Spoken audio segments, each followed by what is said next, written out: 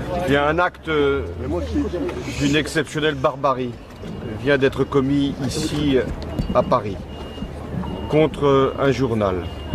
Un journal, c'est-à-dire l'expression de la liberté. Un choc qui est celui d'un attentat, car c'est un attentat terroriste. Ça ne fait pas de doute. Il y a 12 personnes disparues, 8 blessés, dont 4 en situation d'urgence absolue. Chaque Français aujourd'hui est touché, horrifié.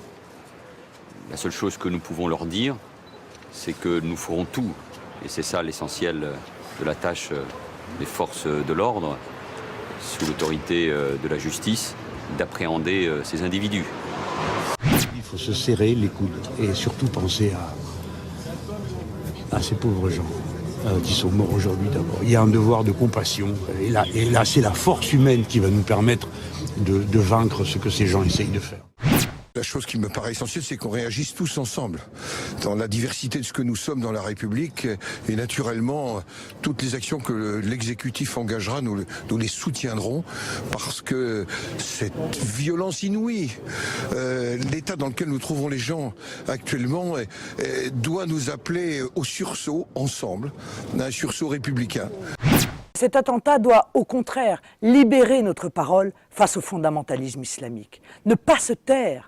Enfin, je tiens à souligner que personne ne souhaite qu'une confusion soit effectuée entre nos compatriotes musulmans attachés à notre nation et à ses valeurs et ceux qui croient pouvoir tuer au nom de l'islam. Mais cet évident refus de l'amalgame ne doit pas être non plus l'excuse de l'inertie ou du déni. Ce serait le pire service à rendre aux Français, quel qu'il soit.